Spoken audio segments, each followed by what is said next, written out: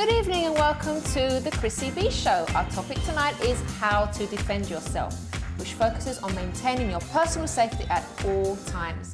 Now, it's really very important for each one of us to be able to break free, reasonably defend ourselves, or to simply and safely run away when faced with imminent danger. On tonight's show, we have a young lady who's been having some self-defense training and will be speaking about it. And we also have two self-defense trainers from the Institute of Krav Maga who will be teaching us some moves later on. And also later on in the show, as we do every Wednesday, we'll be getting some lifestyle development tips from our very own Chris Brown. So, have you ever been a victim of a criminal attack? How did this make you feel, and were you able to defend yourself successfully? If you want to contact us at any point in the show, you can email me on chris@chrissybshow.tv, and you can also Facebook us on the Chrissy B Show. But first of all, let's begin with a video demonstration from another self-defense group known as Urban Eskrima, get the name right, giving us visual guidelines on how to stay safe anywhere. So let's take a look. Today I've come down to East London to go and visit Urban Eskrima to get some tips on how to defend myself on the street.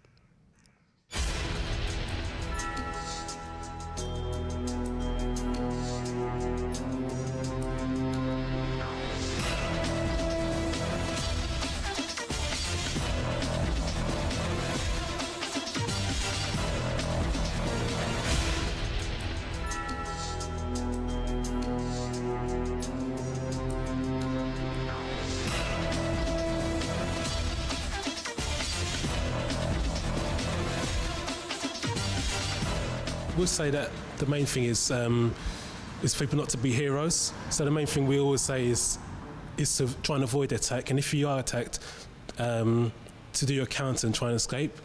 Try and run. Don't try and be a hero. Don't believe what you see in films. That's like one of the main things. So when people do self-defense classes, I think it gives them a bit more confidence. It gives them just some knowledge. So just having that bit of knowledge gives them something, that little second, that split second to be able to escape. Basically, we first advocate, we're trying to avoid it. So basically, from the awareness, ideally, when the bill sees me coming, or you see me coming, you might realise attacking, you might cross over. Right. Yeah, just from me seeing that you've noticed me, then I might think, oh, you're not the person I want to attack. So that's going back to the first stage, yeah? You having that awareness to see that attacker. So rather than being focused on your phone on the conversation, not knowing, I can see you as a target, or the attack, someone can see you as a target. But if you're on the phone and you're alert and you can see what's going on, it's like, oh, ignore this person and I'm going to go for someone else. So what we did outside, we're going to break it down now so that you can see exactly what we was doing and understand what we was doing. Okay. So basically, he's coming, instead of staying in line of the attack, so instead of, if he stays exactly in line and he focuses on the knife itself, he stands there and he's still going to be vulnerable, because if I just keep going and going and going, he's still going to, eventually, he's going to get cut, yeah? So basically, he's coming off the centre line, he's coming off this line and away from the attack and ready to be able to counter-attack. Okay, all right then. Whether there's a weapon or there's not a weapon, we still use the same principles. I've thrown a punch in here, but instead of having a knife in my hand, the punch has come out and he's just come off the centre, he's come up and counters me. So basically, the main thing really is to have the awareness. Whatever you're doing, always have the awareness so you can see what's going around you, because people just are going to bring out surprise attacks. So what type of defence training is this, like, if you were to break it down? Because there's different types, isn't there? Which one's this? Well, this is it's a system which it was developed in the Philippines. It's known as Eskrima, okay?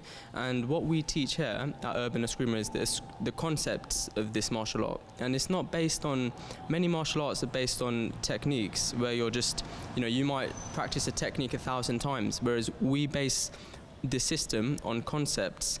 So you're not just limited to techniques. And a concept, if you understand concepts, then you're much more likely as an individual to overcome the attacker, because you've not just relied on a technique, you've relied on an understanding, you've relied on a concept. What we do is we learn weapons first so we can understand body mechanics, we understand how the body moves, because if you have a stick in your hand, for example, and you just wave it, your body's not moving properly. So you learn to move properly with the weapon. Another thing is that we live in a society where there's a lot of knife crime, where people pick up weapons easily, freely to attack one another. So we train with weapons as well, so we can identify different angles. People are not scared when someone's being attacked with a weapon. but also being able to identify what kind of attack is coming, and also we said earlier is awareness helps with your awareness with attacks as well. So it's not stick fighting, it's not weapons, it's all of it. It helps to build up a whole picture and to make a complete martial art. That's great. Thanks a lot for chatting to us today, and I do recommend coming here if you want to defend yourself and learn some tips.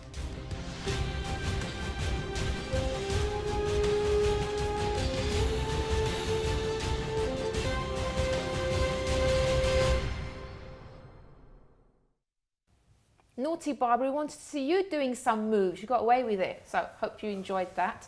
Now, joining me now, I've got 3 guests. I've got Maria, who's been learning some self-defense, and also I have John and Rick from the Institute of Krav Maga. So welcome to the show, guys. Hi. Thanks so much for coming on. Thanks. So first of all, John, can you tell us what Krav Maga is and where it originated from and a bit more? Sure. Krav Maga is a system of self-defense that was developed in Israel.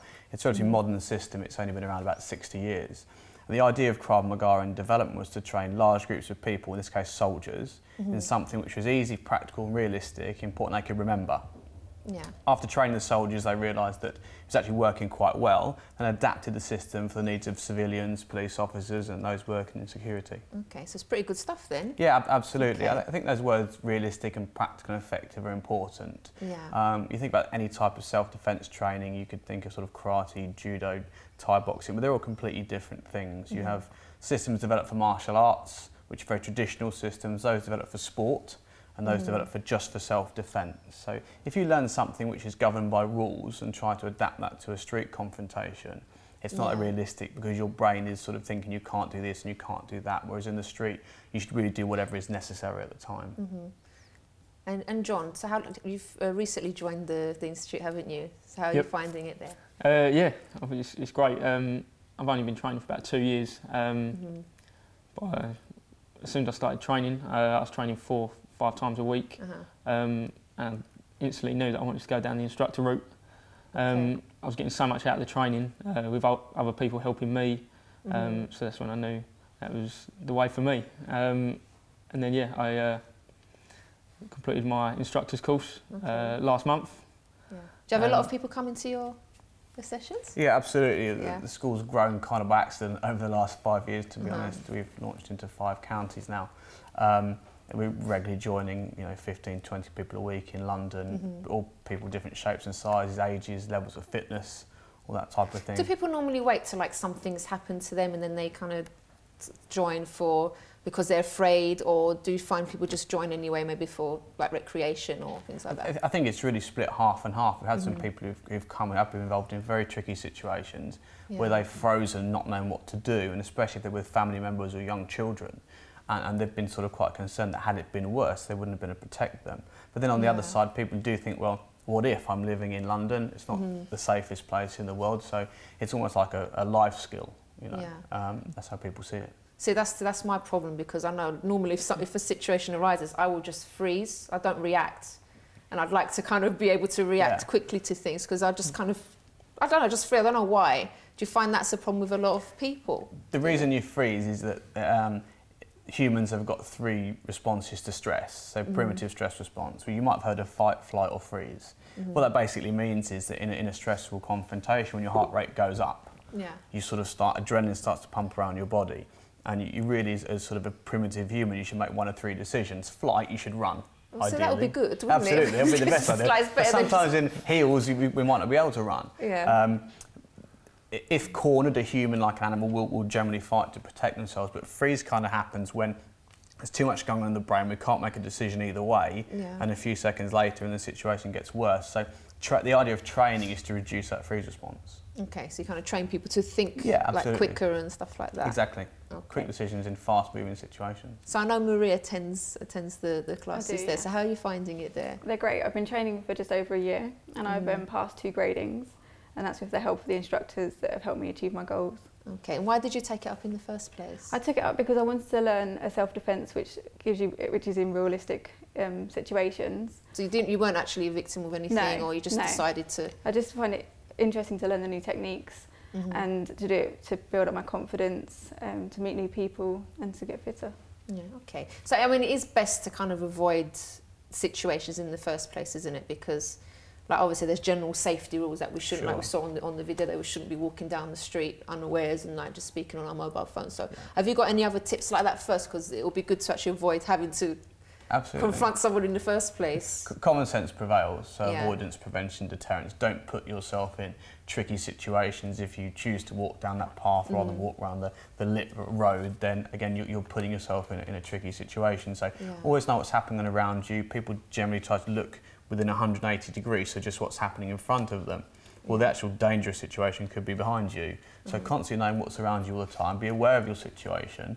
Don't be on sort of paranoia all the time, because you'd never go out anywhere, but just generally understand who's around you, what's going on, and try and notice things that you wouldn't normally notice. Most people live in a bubble which sort of finishes about here, so it's kind of trying to expand your observation. I mean, we know, Totally. I think we know the dangers, but for some reason, when we're just into something, we never think it's going to happen to us, do exactly. we? That's a common phrase we hear so much. Yeah. It happened to me, I never thought it would. And is it mainly women that come to your It's sessions? a mixture. Of course, with martial arts, generally it seems to be quite male-dominated to start with, but because Krav Maga is a practical self-defense system for everyone, we're seeing more and more women attend. We've got a separate women's programme that we put together for women who maybe didn't want to start initially with the mixed classes and wanted to build some self-confidence, some skills before moving over to those classes, and that's been working quite well. Which is good, because I remember you saying earlier that it's not really realistic, like women attacking women, is it? So Yeah, it's of good course to it can know, happen. like, Yeah, but it's a case of being in an environment where they feel they can comfortably learn and then go to another environment with some skills, rather than just sort of being pushed into a group of guys and some women and not feeling that they're going to achieve. And if you don't feel you're going to achieve, then you're likely not to come back. Okay.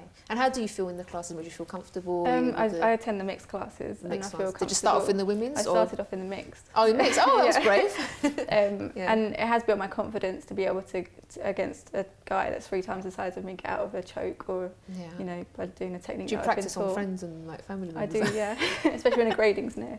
Oh, okay. All right, that's good. Well, after the break, we're actually you're gonna demonstrate some moves for us. So like, I'm gonna try a few as well. I'm not gonna be running around on the floor or anything, but I will try some of the basic ones, and then obviously our viewers can benefit from that as well. But if you do want to contact us and you have a question about this, do email me on chris@chrissybshow.tv. Don't forget you can Facebook as well, The Chrissy B Show, or you can tweet as well at Chrissy B Show. So we're going to be back after this break and make some space in your house, in your living room.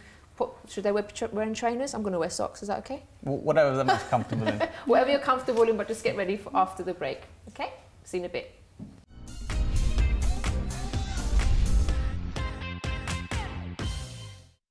Welcome back to the Chrissy B Show. And if you're wondering why I've got my socks on, if you've just joined us, it's because we are going to do some self-defense moves. And I've got here with me John and Rick from the Krav Maga Institute, who are going to be showing us some of the moves. Now, I'm here in my socks, but obviously when you're walking down the street, you're not in your socks. Sometimes ladies are wearing heels. So are like self-defense techniques really realistic for ladies that may be on a night out? I think obviously when you put yourself 3 inches off the ground, you're going to cause yourself some mobility problems. Yeah. But we understand that's what clothing is worn. So I understand that you will be limited wearing that type of footwear, but obviously you can adapt things for those situations. But it's not ideal, obviously. Yeah. Okay, and we've actually got a video that you've also brought on. Can you tell us about the video first before we show? Yeah, sure. We were contacted by British fashion film photographer Nick Knight to work with him on a feature called Power Dressing, which featured Lara Stone. The idea was that Nick wanted to show that how women could protect themselves in high-end clothing. So he was kind of mixing, fashion with self-defense. So we trained Lara Stone for about 4 weeks in Krav Maga. She's a very fast learner. Oh, wow. Fantastic experience. We're going to take a look at that video right now. If it's ready, let's take a look.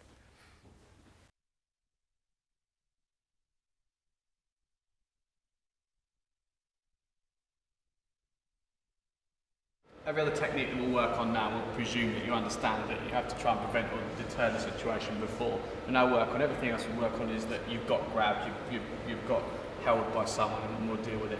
The next problem we're going to work on is a grab in around the body type hold. So if I can just use Magdalena for a second. So the problem we'll be dealing with is whereby getting grabbed in this manner around. Okay, so grabbing in this way.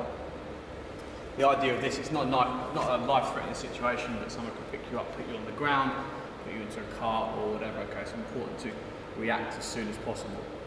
So if I just work with Dave for a second, the idea is that as I get grabbed around the waist, I'm going to drop my body weight low. The reason is if I keep my body weight high, he can pick me up like that. So the idea is that if I drop my body weight, it's quite tough.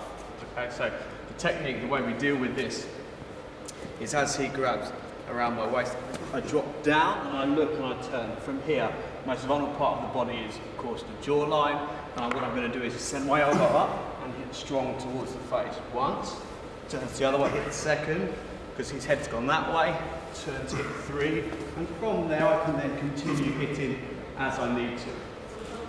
So the initial response is, as I get grabbed, this is important, Laura, you bend down so that you don't get picked up. From there, turn and look, and hit with the elbows, 1, 2, 3, turning, and then continuing as you need to, as necessary in the situation.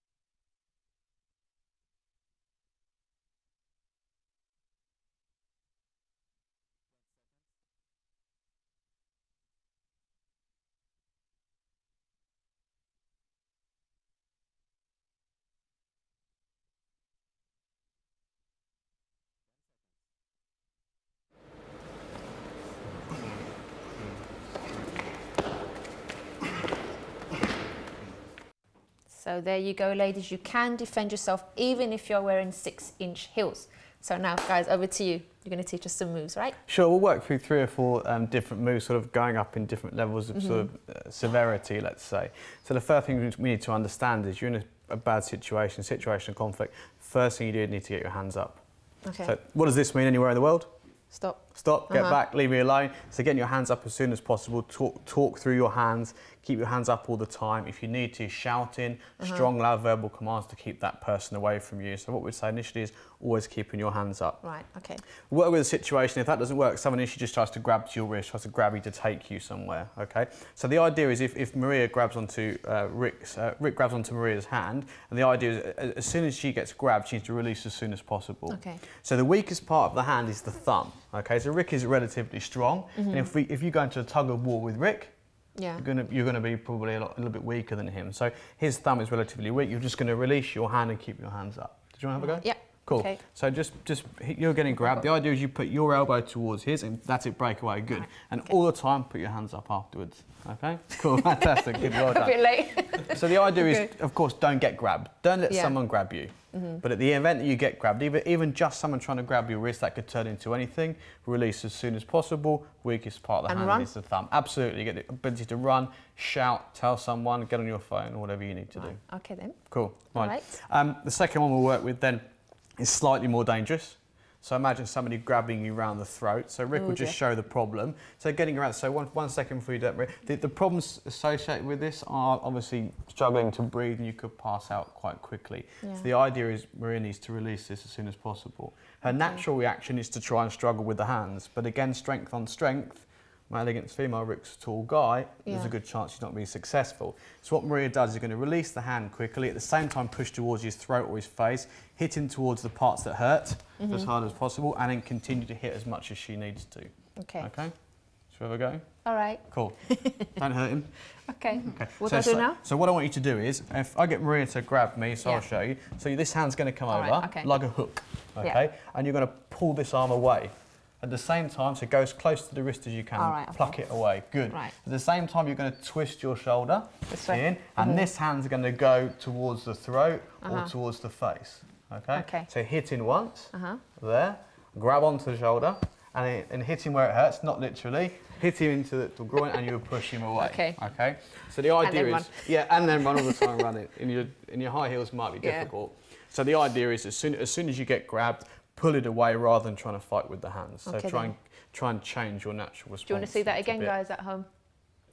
Okay, so the idea is if you get grabbed, you'll demonstrate it. So from there, I've forgotten what the first one is. in with the hook. So the idea is this comes in with the hook. So this hand will come in, this one. Oh, this one. Hook, oh, yeah, okay. Hook away and straight up towards the throat or the face. That's it, good, straight away. This movement.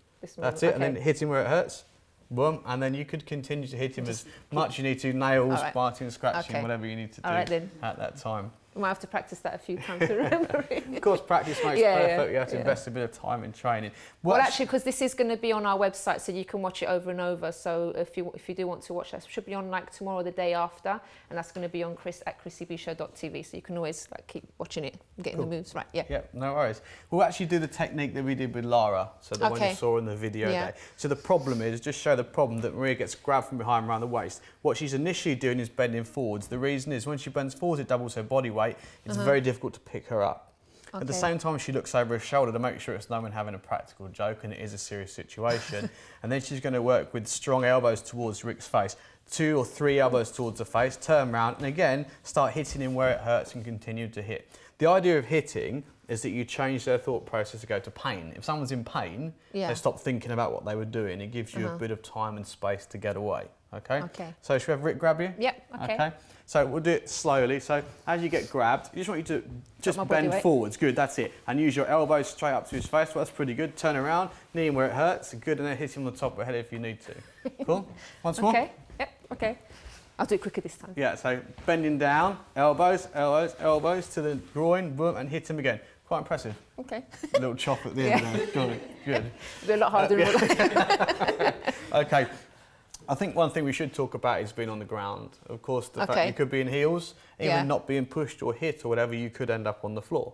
So if Maria just goes to the floor, if you're on the floor, it's very important you get yourself in a good position to defend yourself all the times. It's not always safe to get up straight away. So you notice Maria has her hands up and she has 1 foot up. And the idea is that she doesn't want Rick to get to her head or she doesn't want Rick to be able to get on top of her. Okay, because once he gets on top of her body weight, of a problem. So the idea is she's kicking towards the knees. Rick's trying to get to her head, but he can't. And she'll be hitting him towards the knees, towards the groin. Do as much as she can to cause him pain. Lots of shouting, lots of screaming, lots of extending the time of the situation. So hopefully someone comes or he gets scared and runs off.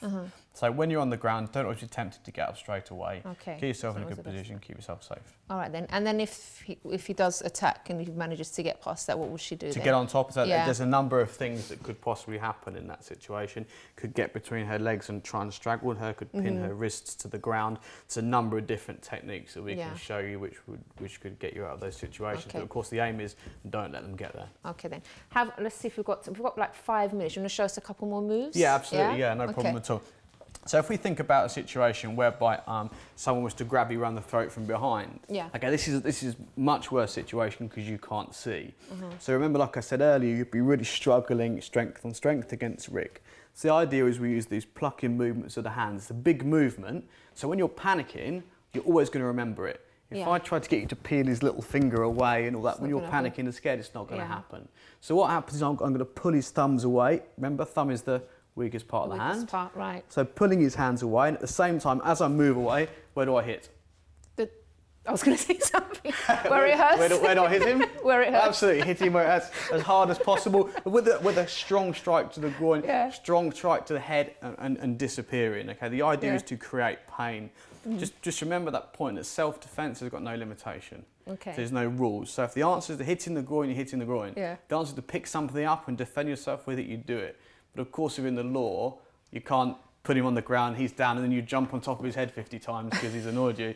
There is a limit of force that anybody has to... Absolutely. There's a limit of force that everybody has to understand, that when the situation is over, you have a legal obligation to move away and call the police or whatever. Not just try and hurt them anymore. Yeah, absolutely, absolutely. One more, let's see, when we've got more time? Excel, tell me how long we've got. Right, 2 more. 2 more moves. We've got time, she said, Okay, fantastic. So let's think about grabbing towards the shirt, grabbing towards the body or the clothing. So if Rick was to grab towards and start to pull me, the idea is I want to release his hand as soon as possible. Right. Working with big movements. So we're not going to try and prise his fingers away. All you're going to do is swing your arm as strong as possible around. Right. Nice and strong, nice and up and high. Try and get the material away from his hand as soon as can and get those hands straight up again. if you notice, everything we do is big movements. The minute we try getting you to do small things, heart rate goes up, start panicking, start going under stress, you're really not going to remember very intricate movements. So any self-defense you learn has to be practical and you must be able to remember it, which means if it's very small, minute movements, you're not likely to remember it. It's not going to work. Yeah, Okay, absolutely. then. Cool. Any more for us? Yeah, we can do one more. Yeah. And so if we think about the same sort of situation, when Rick grabs me from the front, so maybe he grabs me and traps my hands very, very close. Now, this is a life-threatening situation, but of course he could do anything with me, especially with a female, pick you up, put you somewhere, take you into a car. So what's the most available place to hit? Where it hurts? Where it hurts. So we hit as soon as possible we can into the groin with our hands to try and make him release, okay? Now you can tell Rick's a Krav Maga instructor, do you know why? Because he's keeping his groin away from me, but generally he would be very close and I'd hit into the groin. And I would continue to hit those places until they would release and then continue. So a lot of the time, strong strikes towards vulnerable parts of the body, towards the groin, towards the face, towards the eyes, to give yourself time, distance and space to get away rather than trying to wrestle with someone. All right, that's been really useful and I hope it's been useful for you guys at home as well. So if people do want to join your classes, what would they need to do? Sure, there's need classes more information? all across the UK. If you just Google Krav Maga Global UK or Krav Maga Global-UK.com, you can find a variety of classes throughout the UK. Qualified instructors will be happy to teach you. Lovely. Thank you so much, guys. No worries. It's Thanks really a lot. good having you on. Cheers. And after the break as well, we're going to be joined by Chris Brown, who's going to be giving us some personal development tips. So it's other tips in a different area, but also very useful. So join us after this break.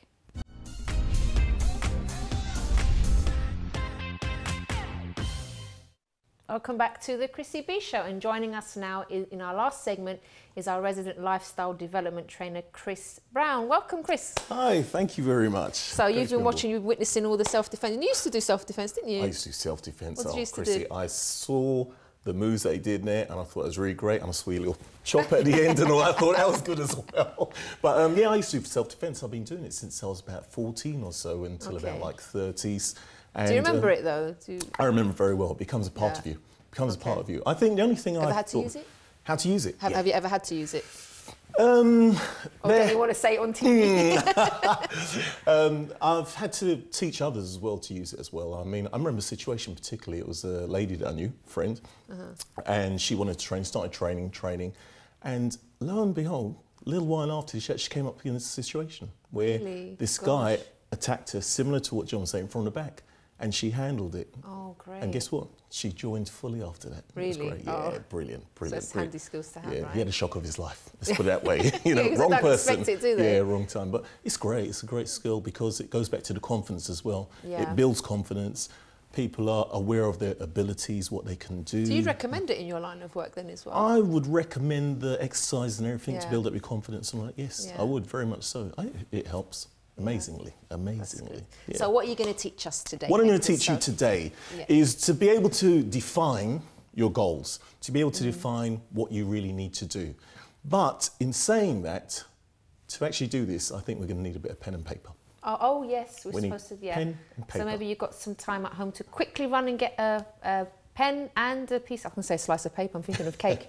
A piece of paper so you can write down some of the tips that Chris is going to give us. Yeah, that would be great. And as they go and get that right now, what we were talking about is the topic. Sometimes you get situations where people are not really sure and they're pretty confused about what's going on in life, what's going wrong. It could be their love life, could be their financial life, their work life, all these different areas, and everything's getting a bit too much. So what do we get? Explosion, fall apart, right? So what we're going to try and do is actually define what it is they actually need to do to find out what's actually bothering them, because sometimes it's something that's very simple. But once you've actually got it down on paper and you can actually see it, you're on your way. Okay. So if we have got bits of our pens and papers... I've got my iPad, I'm going to start writing. Yeah. All right. Okay, it's a formula that we usually use in coaching, and it's called T-Grow. Normally, most coaches use GROW, but we'll call it T-Grow. And why I say T-Grow, if you let's say we got our paper and we wrote down the side in letters T. T for Tommy at the top. Yeah. Right? Okay, T-Grow as the word grows. So it's T-G-R-O-W, all the way down. Like that? That's it, that's correct. Okay. T-Grow. Good student. No, got it already. Right, so the T at the beginning is to, let's say, topic. The whole next thing next to it is topic. So what you do with that topic, you'd work out what area of my life is actually affecting me right now. Is it my relationship, my finances, my work, my career, the direction I'm going? What is actually bothering me right now? Is it my marriage? What is it exactly that's bothering you there? So that would be the topic. That's what you'd actually work out. Right. Okay. So what if it's more than one thing then? Would they just put the main one that's You'd put the main one down. the most? That would affect everything else. Right. You put the main one round that's bothering you. The main one down. Put my teeth in again. The main one, wow. Right. Okay. So you put the main one down. Topic. Yeah. Right. Work out what that topic is. Next one. G is for goal. We all have goals. So taking that you've worked out what that topic is, you'll be thinking, well, what is the actual goal? What do I want in that situation? It could have been work, it could have been your career. What do I actually want out of it? It could be in your marriage. What do I want out of it? Your relationship. What do I actually want to get? What's my goal? How much do I want to earn? What's my goal? Okay, so now we got the next one is R. R is for reality. Okay? Reality, this is actually looking at what is the reality of the situation you're in now. What is actually happening at the moment? What is my circumstance at the moment? And you have to be very honest. Yeah, I was going to say, yourself. because some people at this point maybe not want to face reality, but for this to work, they really need to be truthful think, to yourself. to be honest, yeah. The one thing you can't do is lie to yourself.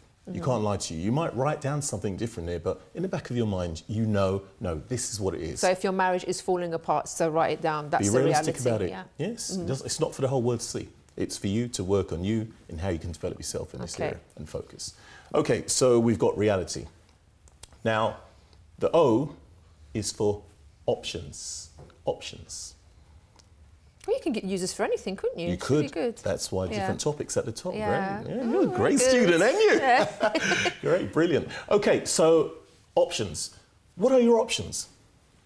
And don't just write down, well, I could do this, I could do that. Brainstorm it. And when you brainstorm, you don't put a limit on what you actually got there. You just keep going, right, my option might be this, my option might be that, my option might be this, my option. And just come up with as many as you can. Later on, when you've worked it out yourself, you can narrow them down and see the realistic options that are there. Right. Now, the last one, the W.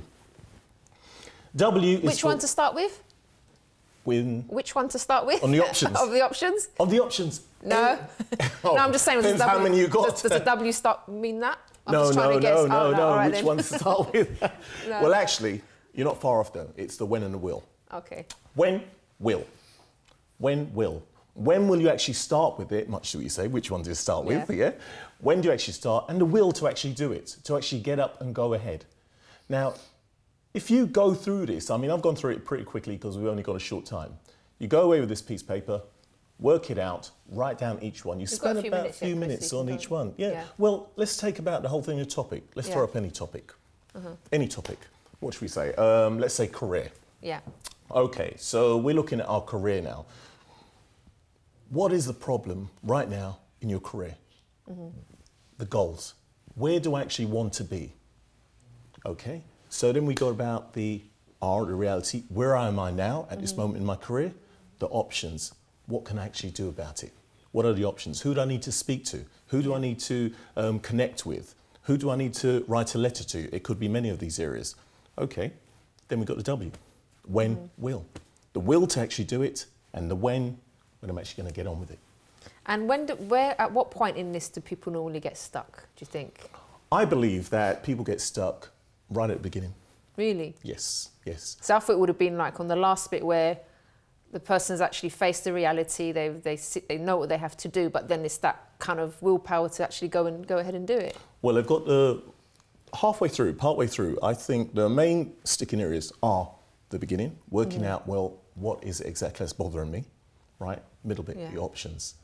Why is it the first one? Is it because people are so clouded by all the problems they can't see? That's the very reason of doing it, yes, because they're clouded, they haven't worked out what's going on. I might think, I'm really thirsty right now, but just say there was no water here at the moment, and I'm thinking, well, main thing is water. I'm talking to you, and I'm thinking, oh, my throat is hurting me. I keep telling you that. Yeah. I just need a bit of water, really. See? So I'm thinking another way. So when we've actually narrowed it down and worked out what is actually bothering me right now, is it my career? Is it my family life? Why am I in a mood about this? The thing is, like, for example, I know people that if you are, for example, having a bad time at home, you think, sometimes people think, well, it's my work, because work just seems a lot more stressful when you are having problems at home, doesn't it? So the issue isn't the work situation, not that you're fed up at work necessarily. It could be that because things at home aren't going too well. Yeah. So it's just kind of filtering into all other areas. It's a bit like an A-bomb. It's got this mushroom effect that spreads out. But through that mushroom effect, sometimes, as you said, we don't know what it is. There's something bothering me, but I don't know what it is. Sit down yourself, work this out. Go through it. Be real with yourself, realistic. You know, the ending bit we said that will be the problem. The when and will, after you've realised what it is, you actually get motivated and think, right, I'm going to sort this out. I'm going to start from tomorrow and sort this out straight away. Yeah, so you should be able to from that. I mean, I found it very useful. I found it very useful when coaching individuals one-to-one. Straight away, find out what the topic is.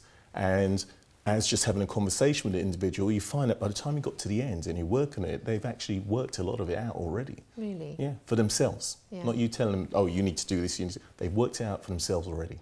And if the person, say the person's had a lot of, you know, bad stuff going on in their life before and they don't really have that willpower, how do you then motivate that person? Or what can you say, for example, to someone at home that's watching now that really wants to change, they want to like follow these steps, but then they get to that last point and they're like, oh my gosh, I can't do this on my own. Do you offer any help? Or what do you think? Let me give a little scenario to put to that. Imagine that you're driving a car. This car, you look through a windscreen, you've got the road ahead. Not only that, you've got the rear view mirror there, okay? Now, so you're driving ahead. If you kept looking at that rear view mirror, what would happen? You'd crash. You'd crash, right. So, what you need to do, imagine this now, that car, that vehicle is your life. The road ahead is the direction you're going. The windscreen is the view of your life. That's so deep, Chris. Mirror? Oh, not as deep, not as deep. The mirror, right, is your past. Okay, so if we keep looking in this rearview mirror, like you said, and that person gets stuck, you're going to crash. So you need to get to the point of breaking off of that rearview mirror. Start looking ahead. Start going straight ahead. That's your future. That's what you need to do. So you can't really live in the past. You can't live looking back at what happened to you, because the truth about it, not unsympathetically, it happened. But the main thing is to move on from there and have the strength to move on and realise this is not my life. This is not the choice that I make. And the more you replay in your mind the past, you stay there. The more you replay the future, the goals that you actually want, you will get there. And to understand as well that you know, you are not the only person that's been through that kind of past, and that if other people have managed to get past that and, you know, start a new career and like restore their marriage and all these other things, you can do it as well. Of course, of course. And there's so many individuals that you see up there and you think, oh, how great it is, but you don't know the sacrifices they made to get there and what they've been through in the first place. You'd be amazed. You'd be amazed. Yeah. It's, all right. I think we have actually finished the show. We're reaching the end of the show. Yeah, and I know it went really quick, but you'll be back again next Wednesday. Chris is actually with us every single Wednesday to impart his knowledge and wisdom, because you do help a lot of people and train a lot of people, don't you? I do. So, I do a lot of companies. But obviously, before we go, Chris, as you know, we always play our YouTube funny video of the day. But before we play that, let me just tell you about Friday's programme, which will be all about dating. So get ready to learn from this to be able to woo your partner and enjoy each other's company even more. So thanks for joining us tonight, Chris. Thanks to my other guests. Pleasure. And we'll leave you with this clip and have a great evening. Bye-bye for now.